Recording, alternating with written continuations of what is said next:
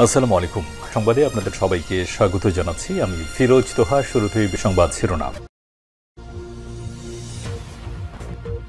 বাংলাদেশের সর্বশেষ গুরুত্বপূর্ণ আপডেট সংবাদে আপনাকে স্বাগত। শুরুতেই সংবাদ শিরোনাম, পরে বিস্তারিত।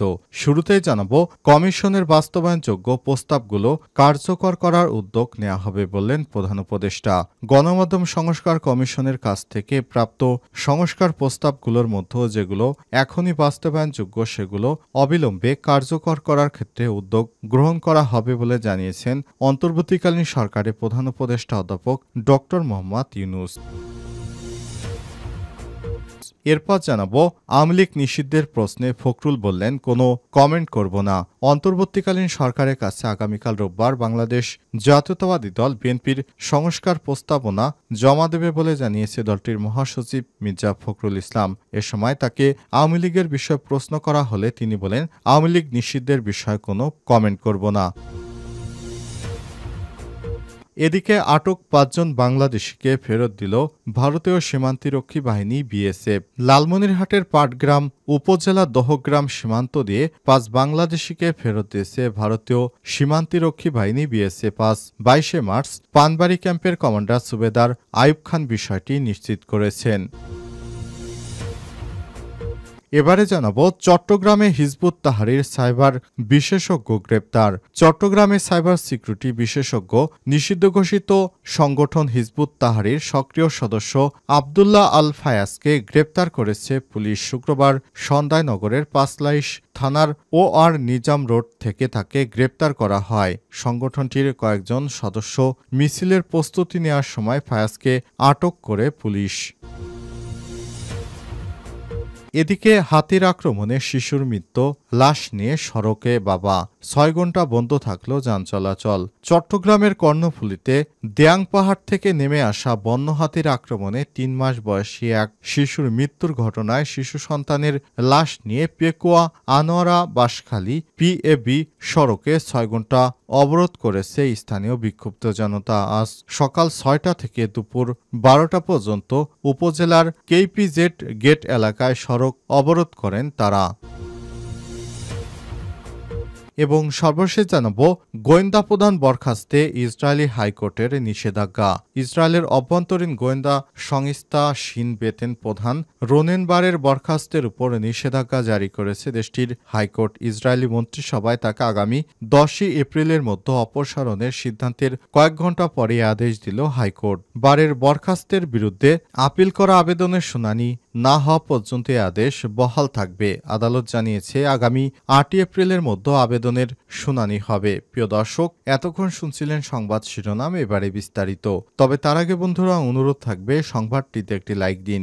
এই চ্যানেলে আপনি নতুন হয়ে থাকলে আমাদের সংবাদটি দেখতে দেখতে চ্যানেলটি সাবস্ক্রাইব করে রাখুন। কমেন্ট করে আপনার মূল্যবান মতামত জানিয়ে দিন আপনি বিশ্বের কোন দেশ থেকে বা বাংলাদেশের কোন স্থান থেকে আমাদের সংবাদটি দেখছেন এবং শুনছেন। এবারে বিস্তারিত।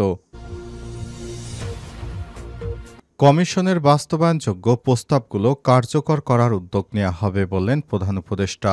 গণমাধ্যম সংস্কার কমিশনের কাছ থেকে প্রাপ্ত সংস্কারের প্রস্তাবগুলো যেগুলো এখনই বাস্তবায়নযোগ্য সেগুলো অবিলম্বে কার্যকর করার ক্ষেত্রে উদ্যোগ গ্রহণ করা হবে বলে জানিয়েছেন প্রধান উপদেষ্টা অধ্যাপক ডক্টর মোহাম্মদ ইউনূস। শনিবার ২২ মার্চ রাষ্ট্রীয় অতিথি ভবন যমুনায় প্রধান উপদেষ্টার কাছে গণমাধ্যম সংস্কার কমিশনের প্রতিবেদন জমা দিলে সব কথা জানান ডক্টর মোহাম্মদ ইউনূস। প্রধান উপদেষ্টা বলেছেন, সংস্কার প্রস্তাবের মধ্যে যেগুলো এখনই বাস্তবায়ন করা সম্ভব সেগুলো আমরা দ্রুত বাস্তবায়ন করে ফেলতে চাই। সেজন্য আমরা চাইব সংস্কার কমিশন আশুকরণীয় বা দ্রুততার সঙ্গে বাস্তবায়ন করা যায় এমন সুপারিশগুলো দ্রুত আলাদাভাবে আমাদের কাছে পেশ করুক। এ সময় সিনিয়র সাংবাদিক কামাল হোসেন এর নেতৃত্বাধীন গণমাধ্যম সংস্কার কমিশনের এই কাজকে অমূল্য হিসেবে অভিহিত করে এই প্রতিবেদন যেন বিশ্ববিদ্যালয়গুলোর সাংবাদিকতা বিভাগের শিক্ষার্থীসহ অন্যান্য মানুষ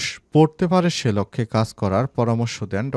মোহাম্মদ ইউনূস। দেশীয় টেলিভিশন চ্যানেলগুলোতে নির্দিষ্ট স্যাটেলাইট ব্যবহারে বাধ্য বলে বিদেশ থেকে বাংলাদেশ টেলিভিশনের চ্যানেলগুলো দেখা যায় না। কমিশনের পক্ষ থেকে এমন তথ্য পাওয়ার পর প্রধান উপদেষ্টা বলেছেন, বাংলাদেশের টেলিভিশন চ্যানেলগুলো যাতে বিদেশে অবস্থানরত বাংলাদেশিরা এবং আগ্রহী বিদেশিরা দেখতে পারেন সেজন্য প্রয়োজনীয় ব্যবস্থা নেবে সরকার। এর আগে প্রধান উপদেষ্টা অধ্যাপক ড. মোহাম্মদ ইউনূসের কাছে প্রতিবেদন জমা দেয় গণমাধ্যম সংস্কার কমিশন। এদিন দুপুরে রাষ্ট্রীয় অতিথি ভবন যমুনায় কমিশনের প্রধান কামাল আহমেদ সহ অন্য সদস্যরা তাদের প্রতিবেদন প্রধান উপদেষ্টা অধ্যাপক ড. মোহাম্মদ ইউনূসের কাছে জমা দেন। আওয়ামী লীগ নিষিদ্ধের প্রশ্নে ফখরুল বললেন, কোনো কমেন্ট করব না।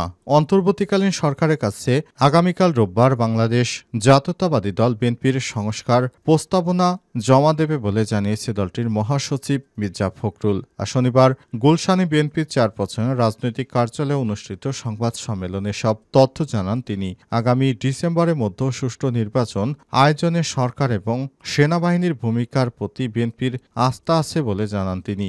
সংবাদ সম্মেলনে আওয়ামী লীগ নিষিদ্ধের বিষয়ে মন্তব্য জানতে চাওয়া হলে বিএনপির মহাসচিব বলেন, এ বিষয়ে আমি এখনই কোনো মন্তব্য করব না, দয়া করে ওই দিকে ডাইভার্ট করবেন না, থ্যাংক ইউ।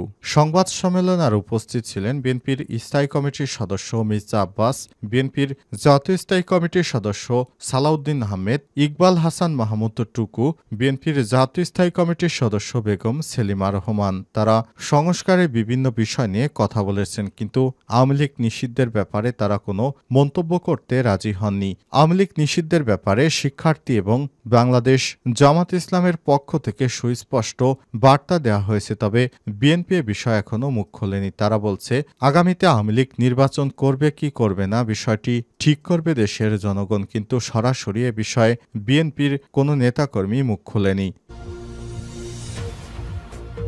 আটক ৫ বাংলাদেশিকে ফেরত দিল বিএসএফ। লালমনিরহাটের পাটগ্রাম উপজেলার দহগ্রাম সীমান্ত দিয়ে ৫ বাংলাদেশিকে ফেরত দিয়েছে ভারতীয় সীমান্তরক্ষী বাহিনী বিএসএফ। শনিবার ২২ মার্চ দুপুরে পানবাড়ি ক্যাম্পের কোম্পানি সুবেদার আইয়ুব আলী বিষয়টি নিশ্চিত করেছেন। এর আগে শুক্রবার ২১ মার্চ বিকালে ৫১ বিজিবি রংপুর ব্যাটালিয়নের পানবাড়ি বিওপির ৩ বিঘা করিডোর শূন্য লাইনে বিএসএফ ও বিজিবি কোম্পানি কমান্ডার পর্যায়ের পতাকা বৈঠক অনুষ্ঠিত হয়। পতাকা বৈঠকে বিএসএফের পক্ষে নেতৃত্ব দেন ১৬ বিএসএফ ব্যাটালিয়নের ওমর ক্যাম্পের camp commander inspector Sanjeev Kumar, ৫ BSF সদস্য। অপরদিকে বিজিবির পক্ষ থেকে নেতৃত্ব দেন রংপুর ৫১ বিজিবি পানবাড়ি ক্যাম্পের কমান্ডার সুবেদার আইয়ুব আলী সহ ৬ বিজিবি সদস্য। আটককৃতরা হলেন ফরিদ ইসলামের সন্তান ফেরদৌস ফরহাদ রোশনি ২৬, তৃতীয় লিঙ্গ আনোয়ার হোসেনের ছেলে ফরিদ ইসলাম হৃদয়,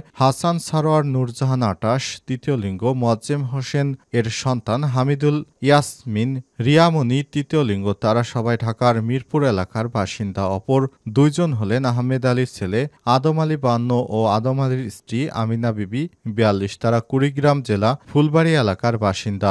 বিজিবি জানিয়েছে, শুক্রবার বিকেলে রংপুর ৫১ বিজিবি ব্যাটালিয়নের আঙ্গরপোতা বিওপি সীমান্তে ভারতের অভ্যন্তরে সিস্টিয়া নামক স্থান দিয়ে অবৈধ বাংলাদেশে অনুপ্রবেশের সময় বিএসএফের টহল দল ৫ বাংলাদেশিকে আটক করেছে। এর আগে ২০২২ সালে অবৈধভাবে কুমিল্লার আগরতলা সীমান্ত দিয়ে ভারতে প্রবেশ করেন তারা। রংপুর ৫১ বিজিবির পানবাড়ি ক্যাম্পের কমান্ডার সুবেদার আইয়ুব হোসেন খান বলেছেন, আলোচনার মাধ্যমে ৫ বাংলাদেশিকে ফেরত দেয় ভারতীয় সীমান্তরক্ষী বাহিনী বিএসএফ।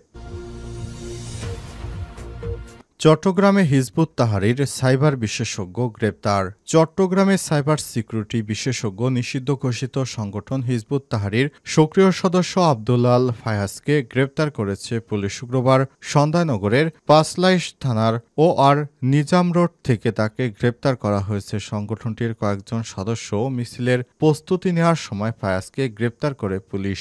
শনিবার চট্টগ্রাম মেট্রোপলিটন ম্যাজিস্ট্রেট আদালতে তাকে গ্রেপ্তার দেখে কারাগারে পাঠানো হয়েছে। পাসলাইশ থানার ওসি মোহাম্মদ সুলাইমান বলেছেন, গ্রেপ্তার ফায়াজ হিজবুত তাহরীর সদস্য। গোপনে খবর পেয়ে মিছিলের প্রস্তুতি নেওয়ার সময় তাকে গ্রেপ্তার করতে সমর্থ হয়েছে পুলিশ। সে মালয়েশিয়ার কুয়ালালামপুরে ইন্টারন্যাশনাল বিশ্ববিদ্যালয়ে সাইবার সিকিউরিটি বিষয়ে পড়াশোনা করেন। এর আগে তিনি এশিয়া প্যাসিফিক ইউনিভার্সিটিতে পড়তেন। তার বিরুদ্ধে মামলা রয়েছে। গোপন সংবাদের ভিত্তিতে তাই অভিযান চালিয়ে তাকে গ্রেপ্তার করেছে পুলিশের সদস্যরা। এ বিষয়ে তার বিরুদ্ধে আইনগত ব্যবস্থা নিতে আদালতে তোলা হলে আদালতের ম্যাজিস্ট্রেট তাকে কারাগারে পাঠানোর নির্দেশ দেয়। এরপর তাকে কারাগারে পাঠিয়েছে আজ পুলিশের সদস্যরা। এ বিষয়ে বিস্তারিত জানতে আগামীকাল সংবাদ সম্মেলনে বিষয়টি বিস্তারিত জানানো হবে।